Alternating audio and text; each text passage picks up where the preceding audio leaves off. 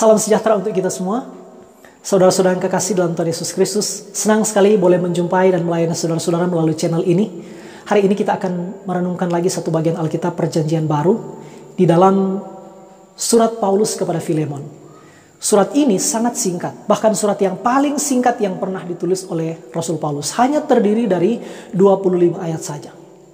Namun saudara-saudara, sekalipun surat ini sangat singkat, bahkan paling singkat, justru ada pesan yang sangat agung di dalam surat ini. Ada berita Injil yang sangat penting yang tersimpan di dalam surat ini. Ada kabar baik yang sangat istimewa yang hendak disampaikan kepada kita dari surat ini. Apa pesan agung itu? Apa berita Injil yang penting itu? Apa kabar baik yang istimewa itu? Itulah yang hendak saya sampaikan kepada saudara-saudara kali ini. Namun sebelum kita membaca Alkitab dan merenungkannya, mari kita berdoa. Bapa, kami sungguh bersyukur untuk kesempatan ini Engkau beri bagi kami membaca merenungkan firman-Mu. Tolonglah kami Bapa supaya dari hari ke hari kami terus memiliki pikiran dan kelakuan yang selaras dengan firman-Mu yang suci. Ampuni dosa kami Bapa, dengarkan doa kami yang kami bawa dalam nama Yesus Kristus, satu-satunya Tuhan dan Juru Selamat kami. Amin. Nah, saudara-saudara yang kekasih dalam Tuhan Yesus Kristus, menurut anjuran MTPJ Gemim, kali ini kita hanya akan membaca dari ayat 4 sampai ayat 22. Namun mengingat sangat singkatnya surat ini, saya kira tidak apa-apa kita membaca saja mulai ayat 1 sampai selesai ayat 25. Mari kita dengarkan firman Tuhan berikut ini. Surat Paulus kepada Filemon, pasal 1 ayat 1 sampai 3. Salam.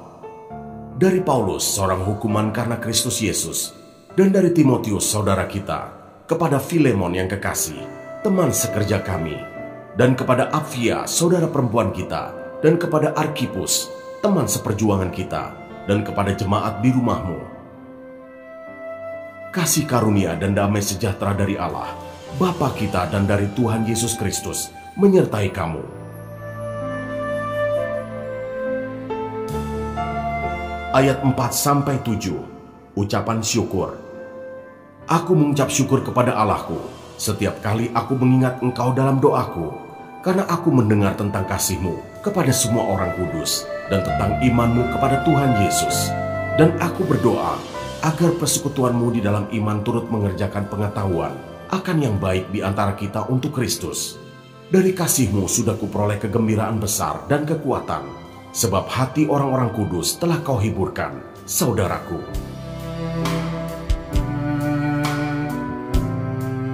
Ayat 8-22, permintaan Paulus kepada Filemon mengenai Onesimus.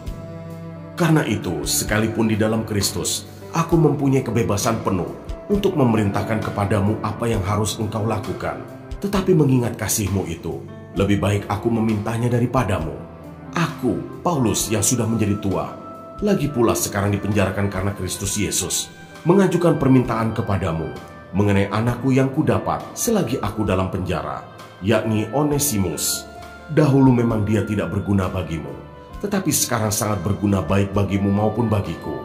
Dia kusuruh kembali kepadamu. Dia, yaitu buah hatiku. Sebenarnya aku mau menahan dia di sini sebagai gantimu untuk melayani aku selama aku dipenjarakan karena Injil. Tetapi tanpa persetujuanmu, aku tidak mau berbuat sesuatu, supaya yang baik itu jangan engkau lakukan seolah-olah dengan paksa, melainkan dengan sukarela. Sebab mungkin karena itulah dia dipisahkan sejenak daripadamu, supaya engkau dapat menerimanya untuk selama-lamanya. Bukan lagi sebagai hamba, melainkan lebih daripada hamba, yaitu sebagai saudara yang kekasih. Bagiku sudah demikian, apalagi bagimu, baik secara manusia maupun di dalam Tuhan. Kalau engkau menganggap aku temanmu seiman, terimalah dia seperti aku sendiri. Dan kalau dia sudah merugikan engkau ataupun berhutang padamu, tanggungkanlah semuanya itu kepadaku. Aku, Paulus, menjaminnya dengan tulisan tanganku sendiri. Aku akan membayarnya, agar jangan kukatakan, tanggungkanlah semuanya itu kepadamu, karena engkau berhutang padaku, yaitu dirimu sendiri. Ya saudaraku, semoga engkau berguna bagiku di dalam Tuhan. Hiburkanlah hatiku di dalam Kristus. Dengan percaya kepada ketaatanmu, Kutuliskan ini kepadamu. Aku tahu lebih daripada permintaanku ini akan kau lakukan. Dalam pada itu bersedialah juga memberi tumpangan kepadaku, karena aku harap oleh doamu, aku akan dikembalikan kepadamu.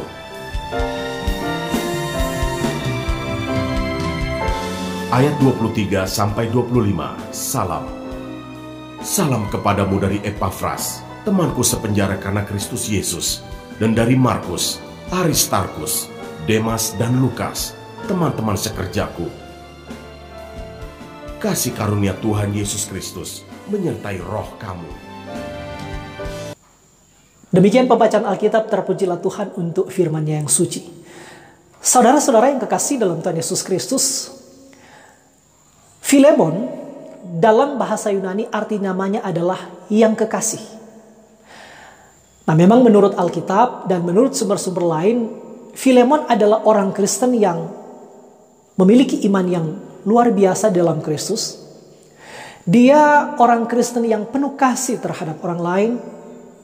Dia selalu menghibur orang lain. Dia menjadi orang Kristen yang memiliki reputasi yang baik. Dia dikenal baik di dalam gereja maupun di luar gereja.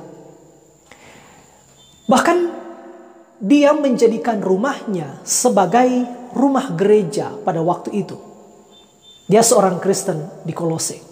Bahkan beberapa sumber mengatakan patut diduga Filemon adalah salah satu pemimpin di gereja pada waktu itu. Oleh karena belum ada gedung gereja pada waktu itu, maka Filemon adalah salah satu orang yang menjadikan rumahnya, merelakan rumahnya untuk menjadi rumah gereja. Kita tidak tahu bagaimana frekuensi peribadatan mereka pada waktu itu, tapi kalau kita bisanya membandingkan dengan Kisah Para Rasul, di Kisah Para Rasul pasal-pasal awal dikatakan orang-orang Kristen pada waktu itu tiap-tiap hari berkumpul. Nah, apakah itu terjadi juga di rumah Filemon? Kita tidak tahu. Tapi yang jelas, ini adalah gambaran tentang bagaimana Filemon ini orang Kristen yang begitu luar biasa. Dia peduli pada gereja, dia peduli pada kehidupan umat Tuhan, dan dia menjadikan rumahnya sebagai rumah gereja. Nah, Filemon juga digambarkan sebagai orang yang sangat kaya, dan bersamaan dengan itu dia punya budak, bahkan dikatakan banyak budak, banyak pembantu, banyak hamba yang bekerja pada dia. Salah satu budak yang bekerja pada Filemon pada waktu itu bernama Onesimus. Onesimus menurut pengertian waktu itu, nama Onesimus berarti berguna. Akan tetapi arti nama tidak selalu berbanding lurus dengan kelakuan. Karena ternyata Onesimus adalah salah satu budak yang sangat tidak memberi manfaat kepada tuannya. Onesimus adalah salah satu budak yang selalu merugikan tuannya. Bahkan sampai suatu ketika Onesimus mencuri dari tuannya yang bernama Filemon. Mencuri benda berharga atau mungkin mencuri uang. Dan malah setelah dia merugikan dan mencuri dari tuannya, Onesimus kemudian melarikan diri ke Roma. Dia menjadi seorang budak pelarian yang tidak berguna. Kenapa dia melarikan diri ke Roma? Roma menjadi kota yang besar. Kota besar selalu menjadi tempat aman untuk bersembunyi, karena pasti akan sangat sulit ditemukan. Tapi kita tetap percaya bahwa ini adalah proses Tuhan dalam kehidupannya. Entah bagaimana, ketika Onesimus di Roma, dia berjumpa dengan Rasul Paulus yang waktu itu sedang dipenjara di Roma, sedang dibelenggu karena Injil. Sedang dipenjara karena Injil. Tapi pertemuan Onesimus dengan Paulus pada waktu itu menjadi pertemuan yang sangat penting. Menjadi suatu pertemuan yang akan mengunci pelariannya. Menjadi suatu pertemuan yang akan mengubah seluruh arah hidup dari Onesimus. Paulus kemudian mempertobatkan Onesimus kepada Kristus. Setelah dia bertobat, menerima Yesus Kristus Tuhan dan Juru Selamat, untuk beberapa waktu Onesimus kemudian melayani Rasul Paulus yang ada di penjara di Roma pada waktu itu. Tapi datanglah saatnya bagi Paulus untuk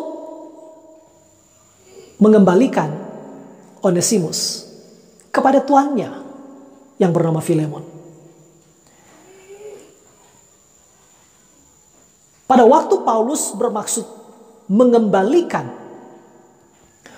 Onesimus kepada Filemon, jadi sekali lagi kita perhatikan, setelah Onesimus bertobat, menerima Yesus Kristus Tuhan dan Juru Selamat, dan sangat mungkin Paulus telah melihat telah terjadi perubahan dalam kehidupan Onesimus, maka Onesimus harus kembali kepada Filemon. Ketika Rasul Paulus bermaksud mengembalikan Onesimus kepada Filemon, dia juga menuliskan surat yang isinya adalah kita melihat betapa luar biasanya Paulus memberi dukungan, memberi pujian kepada Onesimus, dan sekaligus surat itu berisi permintaan dari Paulus untuk menerima kembali Onesimus. Paulus meminta dengan sungguh-sungguh kepada Filemon, terimalah Onesimus kembali. Saudara, sampai di situ kita memikirkan satu hal penting. Paulus pada waktu itu lagi dibelenggu, lagi dipenjara karena Injil. Orang-orang yang lagi dibelenggu, orang-orang yang lagi dipenjara, orang-orang yang lagi mengalami kesukaran, selalu punya alasan untuk berhenti memikirkan orang lain. Akan sangat beralasan kalau dia akan sibuk atau lebih sibuk memikirkan diri sendiri, memikirkan perkaranya sendiri, memikirkan bagaimana menyelesaikan kesulitan-kesulitan yang sedang dia alami.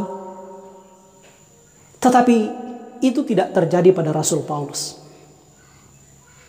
Di dalam kesulitannya, di dalam krisis hidupnya, dia menjadi salah satu contoh hamba Tuhan yang di dalam kerumitan yang luar biasa, di dalam belenggu karena Injil, dia masih sibuk memikirkan Injil, dia masih sibuk memberitakan Injil, dia masih sibuk memikirkan kebaikan-kebaikan orang lain, dia masih sibuk memperjuangkan kebaikan-kebaikan orang lain.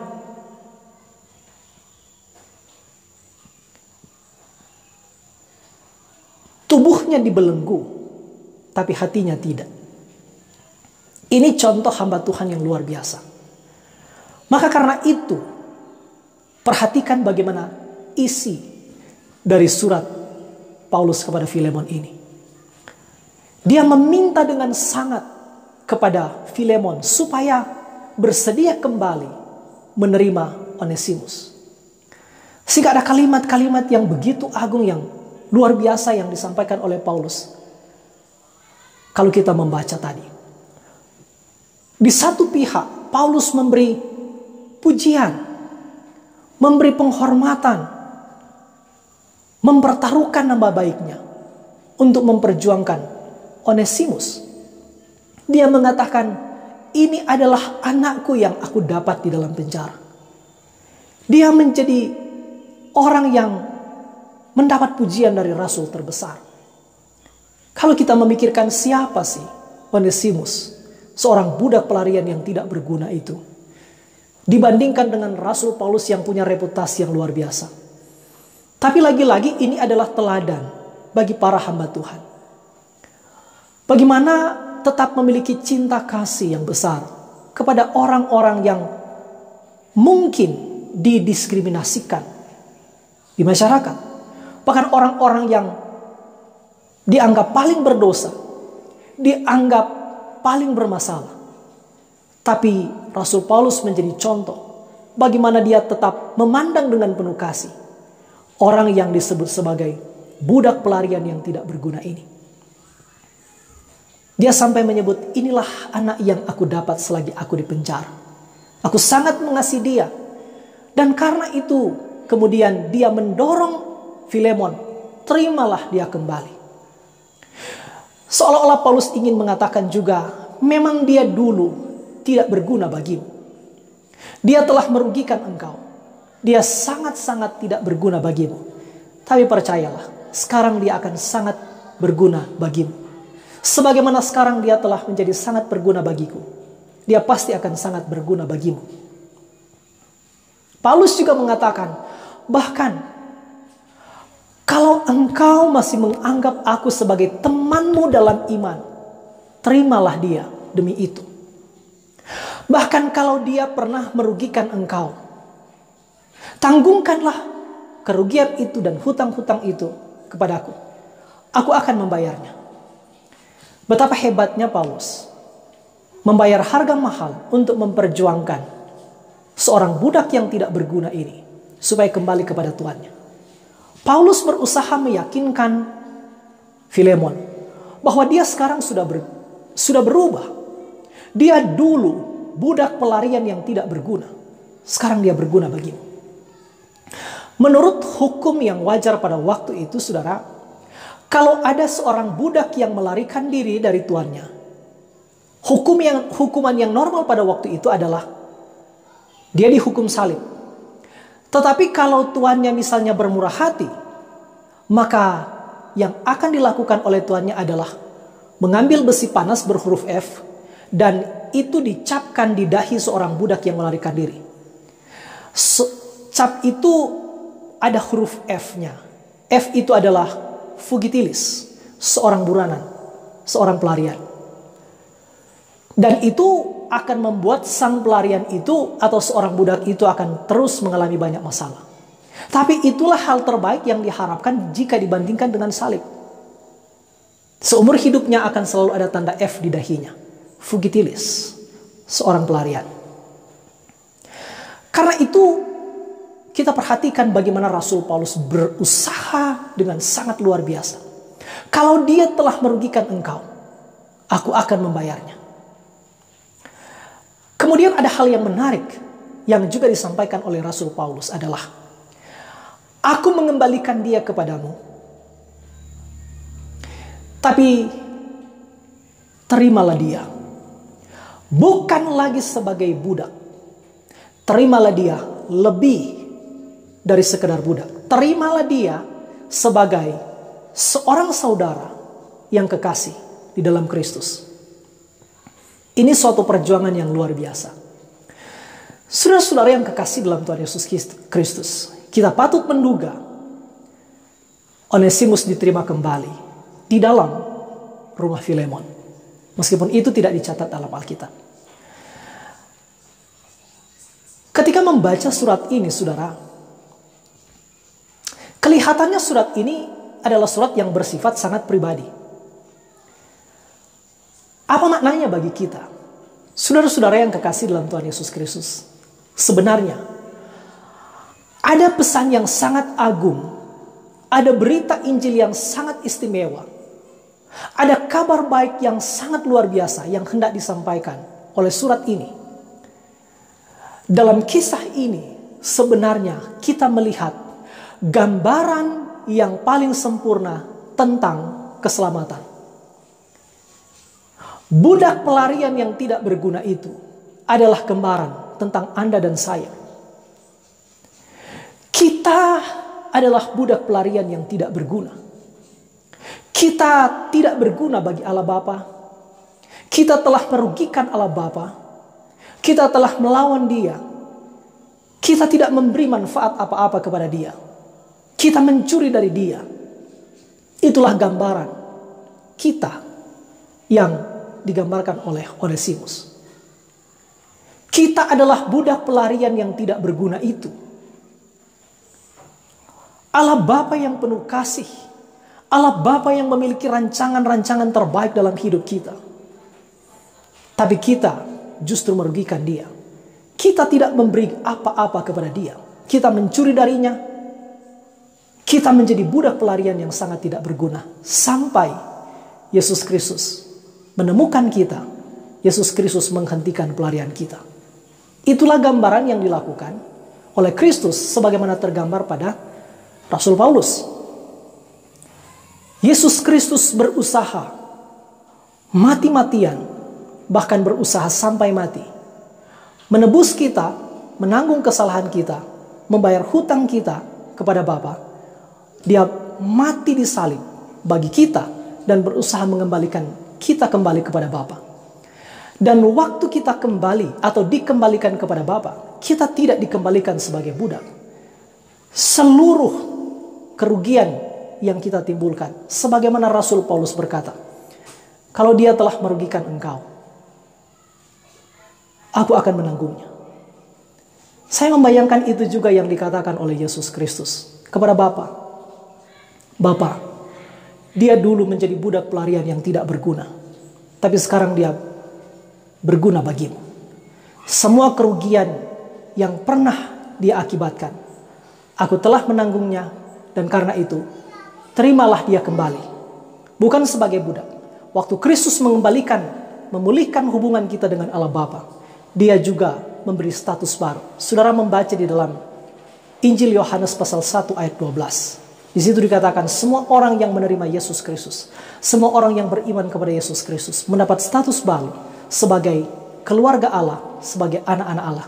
Itulah yang dilakukan oleh Yesus Kristus bagi kita.